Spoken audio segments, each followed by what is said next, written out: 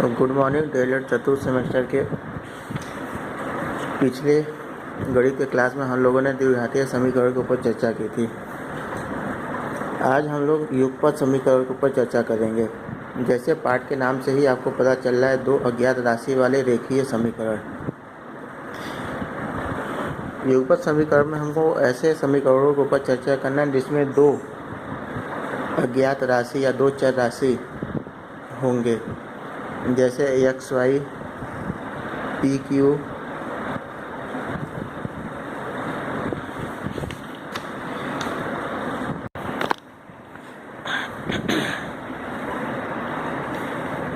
युगपत समीकरण से हमारा मतलब होता है ऐसे समीकरण जो जोड़े में हो, यानी कि हमारे पास दो समीकरण हों।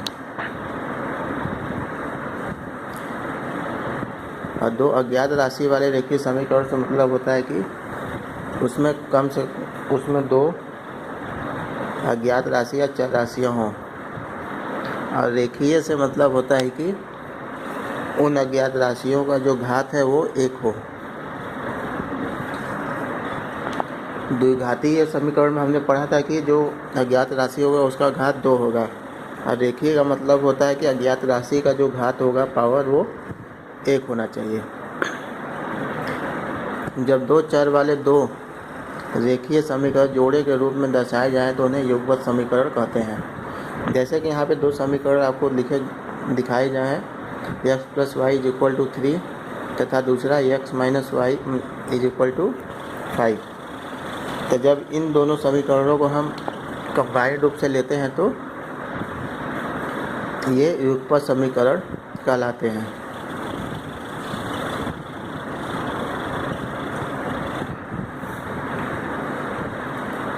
अगर इन समीकरणों का हमको सलूशन पूछा जाए कि एक्स और वाई का मान क्या होगा, तो हमारे पास अगर केवल एक समीकरण रहेगा और उसमें दो अज्ञात राशियाँ एक्स वाई रहेंगी, तो हम एक्स और वाई का मान कभी भी नहीं निकाल पाएंगे। अगर हमारे पास दो अज्ञात राशियाँ रहेंगी तो हमारे पास समीकरण भी दो होने चाहिए, तभी हम एक्स और वाई का मान निकाल पाएंगे। केवल एक दो चरों के रेखीय समीकरण से एक्स तथा वाई का मान नहीं निकाल सकते हैं। अतः ऐसे दूसरे समीकरण साथ में रखकर अज्ञात एक्स और वाई के मान ज्ञात कर सकते हैं। दो चरों वाले दो रेखीय समीकरण को युगपत समीकरण कहते हैं। युगपत समीकरण को हल करने की 4 विधियां हैं। पहला है प्रतिस्थापन विधि, दूसरा है विलोपन विधि, तीसरा है वज्र गुणनखंड विधि और चौथा है परावर्त विधि। तो सबसे पहले हम चर्चा करेंगे प्रतिस्थापन विधि या सब्स्टिट्यूशन मेथड। जैसा कि इसमें नाम से ही पता चल रहा है कि हमको जो दो रेखीय समीकरण दिए रहेंगे उसमें से किसी एक समीकरण में से एक अज्ञात राशि का मान निकाल के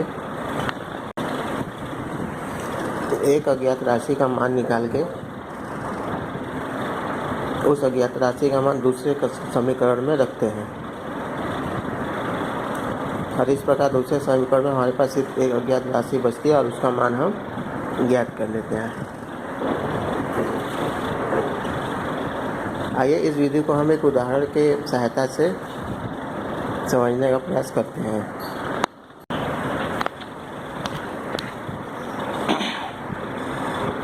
यहाँ पर हमें दो समीकरण दिए गए, X plus Y is equal to 3, X minus Y is equal to 5। इनको हम नाम दे देंगे समीकरण 1 और समीकरण 2।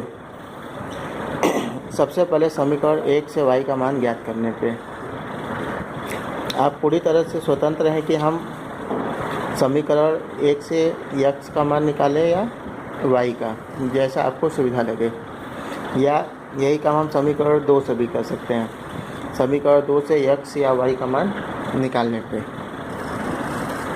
तो हमने जो चूज किया है वो है समीकरण 1 से वाई का मान ज्ञात करने पे।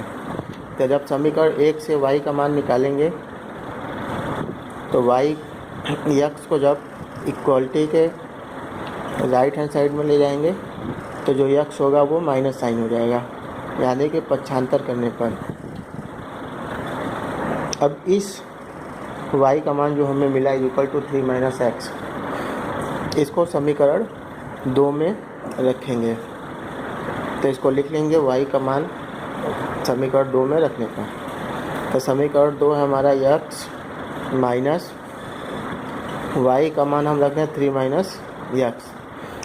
तो इसको हम कोष्टक में लिखेंगे। जब भी माइनस साइन अगर हमको मिल जाए बाहर, तो उसके बाद की जो संख्या होगी उसे कोष्टक में लिखने पे हमें आसानी होगा। और इक्वल टू 5।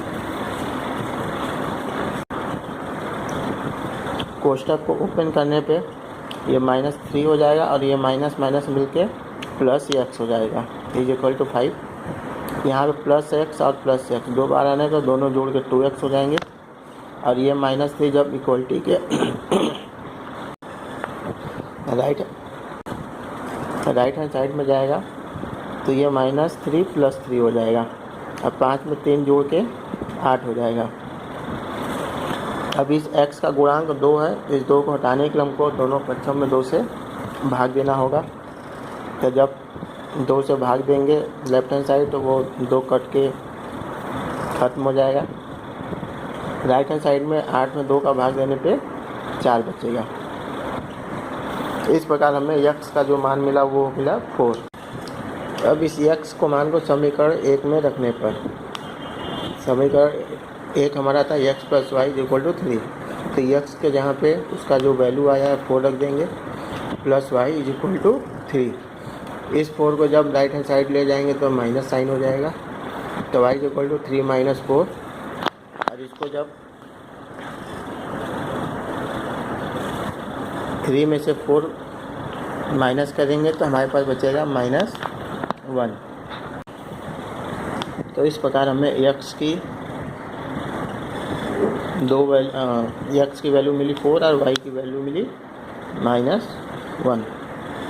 ये जो आपका उत्तर आया, अगर इसे आप चेक करना चाहेंगे ये सही है या गलत है, तो इस x और y के मान को समीकरण 1 में या 2 में रख दीजिए। और अगर left hand side right hand side के इक्वल आता है तो हमारा जो उत्तर है वो सही है।